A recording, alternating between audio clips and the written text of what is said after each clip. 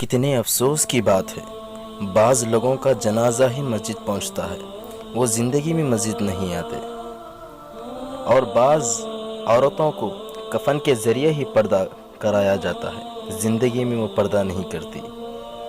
نہ جانے کتنے رشتے ختم کر دیے اس وہم نے کہ میں ہی صحیح ہوں، صرف میں ہی صحیح ہوں۔ کل فرصت نہ ملی تو کیا کرو گے؟ اتنی مہلت نہ ملی تو کیا کرو گے؟ روز کہتے ہو کل سے نماز، کل آنکھ نہ کھلی تو کیا کرو گے؟ قدر کرنی ہو تو جیتے جی زندگی میں کر لو، چہرے سے کفن اٹھاتے وقت تو دشمنوں کی آنکھوں میں بھی آنسو آ جاتے ہیں۔ بات میں وزن پیدا کرنے کے لیے آواز کا اونچا ہونا ضروری نہیں، بلکہ بات کا سچا ہونا ضروری ہے۔ آپ کی ایک مسکراہٹ اور نرمی کا برتاؤ کسی کی اداسی اور مایوسی کی کیفیت کو دور کر سکتی ہے۔